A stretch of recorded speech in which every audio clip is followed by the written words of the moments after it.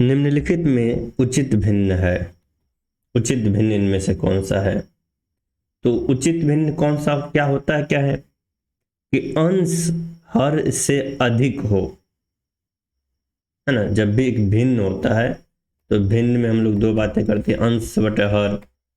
तो अंश में जो भी हो p बाई क्यू का अगर फॉर्म है तो क्या होना चाहिए, p को q से छोटा होना चाहिए। जो नीचे में है, जो हर है, वो अधिक होने चाहिए। ये जो ऑप्शन नंबर सी है ये तो ऐसे भी गलत है, क्योंकि इसमें एक पूर्णांक संख्या के तौर पर बाहर है। इस तरह से पूर्णांक बाहर तो नहीं होने चाहिए। ये सही है, बाकी बाकी गलत है, तो ये सही है। इस तरह से कंडीशन यही है कि जो अंश है, ऊपर में जो संख्या है उसको छोटा संख्या होना चाहिए, और जो नीचे में जो संख्या है, जो हर में है, उसको बड़ा संख्या होना चाहिए। 1/2 में कितने 1/8 हैं? इस तरह का सवाल पहले भी सॉल्व किया गया है। 1/8 प्लस 1/8 कितने 1/8 है? तो 1/8 प्लस 1/8 प्लस 1/8 करते जाए, कितनी बार करते करते ये 1/2 हो जाएगा। तो 1 2 3 4, 4 बार करने से 1/2 हो जाएगा, क्योंकि एलसीएम तो यही रहेगा 8, और ऊपर में अगर 4 लिखेंगे तो 4/8 ये 1/2 हो जाएगा। तो कुल मिलाकर 4 बार करने से हो रहा है। तो 1/2 में कितने 1/8 है? 4 1/8 है।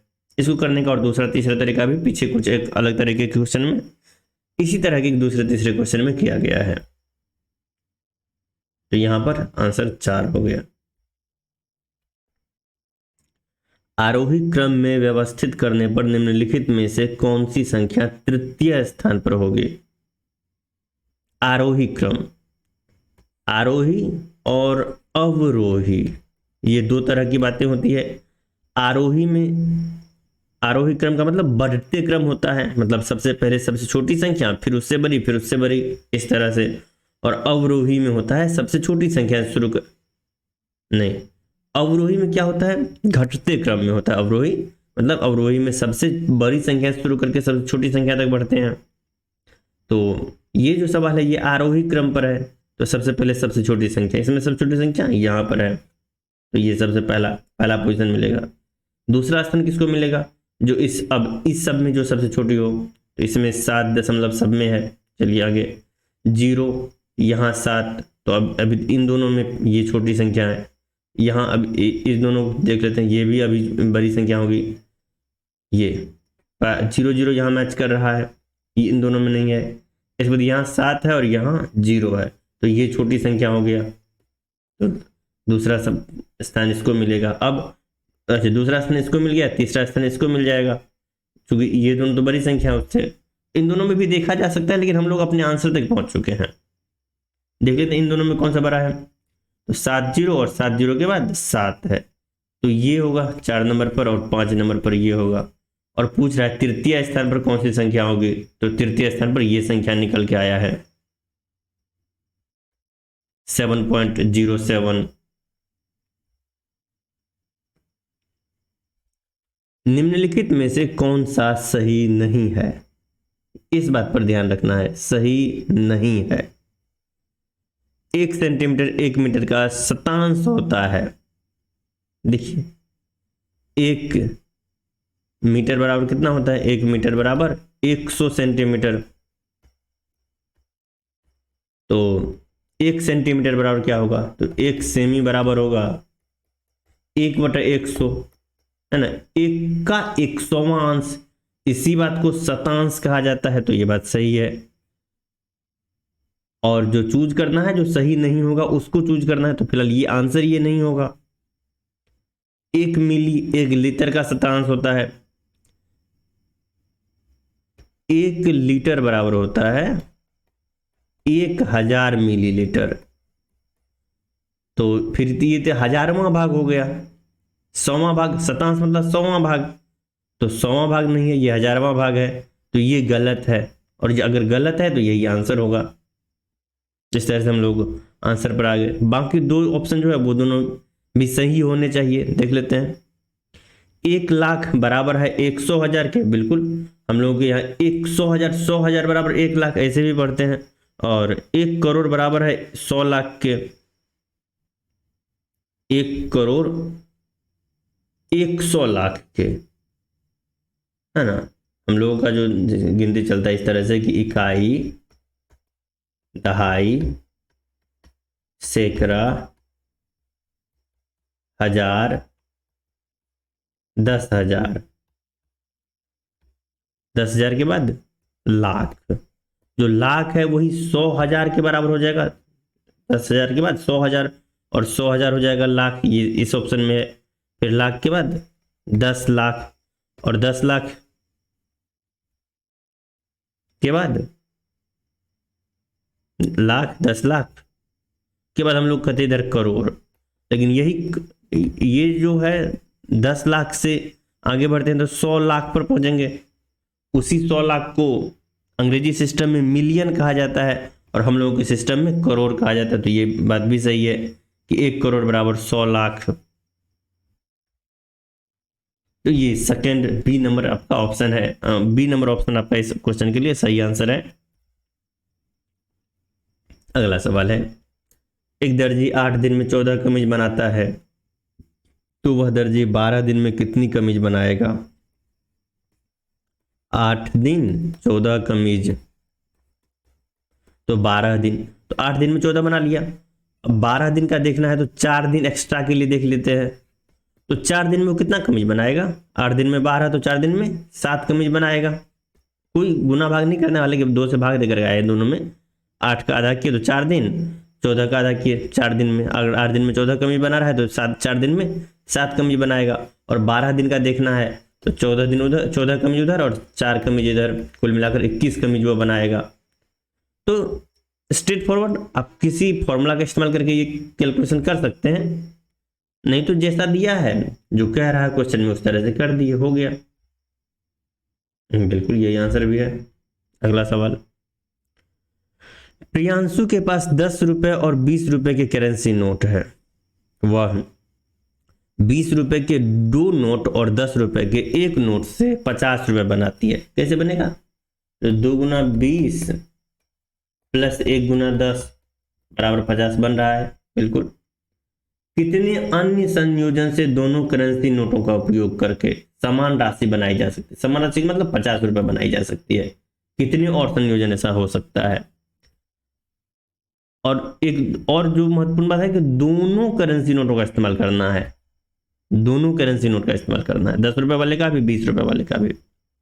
आगे लिखा है कि आप करेंसी नोटों की स्थानिक व्यवस्था की उपेक्षा कर सकते हैं। इस बात का कोई खास मतलब नहीं है। इस बात का मतलब यही है कि इसका कोई मतलब नहीं है। तो इससे पहले जब जो सवाल है उस पर हम लोग आ जाते हैं। तो क्या है? कितने अन्य संयोजन से, तो एक संयोजन तो ये बता दिया उसने। अब और क्या हो सकता है? क्या ऐसा कोई और संयोजन हो भी सकता है या नहीं भी हो सकता है? अगर ऐसा कोई और संयोजन न मिले जिससे 50 रुपए बन रहा हो तो आंसर 0 होगा। अगर 1 मिलेगा तो 1 होगा, 2 मिलने पर 2, 3 मिलने पर 3। एक ये दे दिया, इसको छोड़ करके बात करना है, इसके अतिरिक्त, है ना। कितने अन्य संयोजन की बात कर रहा है। तो ये जो एक संयोजन है जिसमें 2 को 20 रुपए वाला और 1 10 रुपए वाला, एक तरीका हो सकता है कि 5 का 5 10 रुपए वाला इस्तेमाल कर लिया जाए। लेकिन फिर उसमें ये जो है कि क्या है यहाँ पर कहें दोनों करेंसी का इस्तेमाल करना है, तो ये वैलिड नहीं होगा। तो अब हो सकता है कि 3 10 रुपए वाला और 1 20 रुपए वाला नोट इस्तेमाल किया जाए तो 50 रुपए बन जाएगा। तो ये एक संयोजन तो मिला। अब आंसर 0 नहीं होगा, आंसर 1 हो सकता है। और मिलेगा तो 2 या 3, देखते हैं क्या कुछ और पॉसिबल है। 50 तक पहुंचना है, नहीं है पॉसिबल। अब हिसाब लगा के देखते रहिए। तरीका यही हो सकता है, या तो 5 10 रुपए वाला इस्तेमाल किया जाए, या 2 को 20 रुपए वाला और प्लस उसके साथ 1 10 रुपए वाला, या 3 10 रुपए वाला प्लस 1 20 रुपए वाला, या 20 रुपए वाला। यहाँ पर 0, यहाँ पर 2, यहाँ पर 3 1, यहाँ पर 2। तो इस तरह से ये आपका ऑप्शन नंबर 20 इसमें सही आंसर हो गया। एक संतरे का मूल्य 5.50 रुपये तथा एक किंगरा सेब का मूल्य 80 रुपये है, तो 1.5 दर्जन संतरे तथा 1 और 3/4 किलोग्राम सेब का मूल्य है 5.50 रुपये एक संतरे का मूल्य है, और 1.5 दर्जन की बात कर रहा है संतरा, तो 1.5 दर्जन का मतलब 18 पीस। 18 गुना 5.50 कितना होगा? 18×5 और 50 का था 9, 99 ये हो गया। और ये 80 रुपये केजी है, 80 रुपये 1 किलो और प्लस 3/4, 80 रुपये का 1 किलो का 3/4 मतलब कितना कीमत पड़ जाएगा? तो 80 रुपये का 3/4, 20, 63, 80, 140, 140 रुपये सेब का कीमत हो गया, 99 रुपये संतरा का, कुल मिलाकर 140 प्लस 99, ये हो जाएगा 239 रुपीज। इसका आंसर हो गया बिल्कुल। 100 संतरे 400 में खरीदे गए तथा 60 रुपये प्रति दर्जन की दर से बेच दिए गए, प्रतिशत लाभ। तो कीमत दिया हुआ है, 100 संतरा का खरीदी हुआ है और 400 रुपये में खरीदी हुआ, क्रय मूल्य दे दिया है।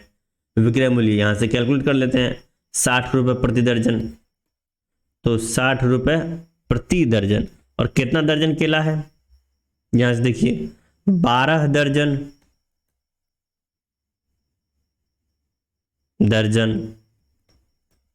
प्लस 4 अतिरिक्त केला मिलेगा, 12 दर्जन में 96 प्लस 4 100 केला है, तो 12 दर्जन से जो 60 रुपये प्रति दर्जन बेचा जा रहा है ना। अच्छा 12 दर्जन कैसे आएगा? ये 12 पीस 1 दर्जन में आता है, बिल्कुल 12 पीस अगर 1 दर्जन में आ रहा है तो 8 दर्जन होगा ना, बिल्कुल 8 दर्जन प्लस 4 पीस, तो ये सही नहीं है। क्या होगा?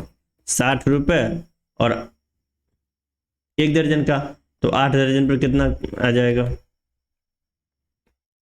480 रुपये, और 4 पीस का अतिरिक्त, तो 12 पीस का मिल रहा है कितना? 60 रुपये, तो 4 पीस का कीमत 20 रुपया प्लस 20 रुपये, तो कुल मिलाकर 500 रुपये का आमदनी हो रहा है। इस पर 400 का खर्च हो रहा है, तो लाभ कितना हो गया? 100 रुपये। तो लाभ प्रतिशत, तो लाभ बटे क्रय मूल्य गुना 100, 25 25% तो आपका आंसर हो गया 25%। 25 ये सवाल है। यदि ए का 20% बराबर बी का 3/5 भाग हो तो ए और बी का अनुपात क्या है? तो ए गुना 20/100 बराबर बी गुना 3/5, ये 20×5 हो गया, तो ए बटे बी बराबर क्या होगा? ये 5 ऊपर जा जाएगा, 3 गुना 5/5, नीचे में ऊपर और नीचे में 5 कैंसिल हो जाएगा, 3/1, तो ए और बी का जो अनुपात हो गया ये हो गया 3:1। इस तरह से ये क्वेश्चन सॉल्व हो गया। अब ये सवाल है, एक टीन 80 सेमी लंबा, 40 सेमी चौड़ा, 60 सेमी ऊंचा है, ठीक है, जो भी है टीन है, तो लंबाई चौड़ाई ऊंचाई सब कुछ है इसमें 30 सेमी ऊंचाई तक पानी भरा है, 30 सेमी तक, ऊंचाई टोटल 60 सेमी है और 30 सेमी तक पानी भरा है, तो टीन का खाली हिस्सा कितना हिस्सा खाली है? तो देखिए आधा भरा है, 30 तक भरा है और 60 तक का ऊंचाई है, लंबाई चौड़ाई तो सब में काम आ रहा है, वही सेम लंबाई चौड़ाई है, तो जो आधा भाग भरा है और आधा भाग खाली है, तो कितना हिस्सा खाली है? तो आधा, और आधा को लिखने का कि ये तरीका है ना, इस तरह से आधा को लिखा गया है ये, तो आधा भाग खाली है, इस तरह से ये आंसर आ गया। ओके।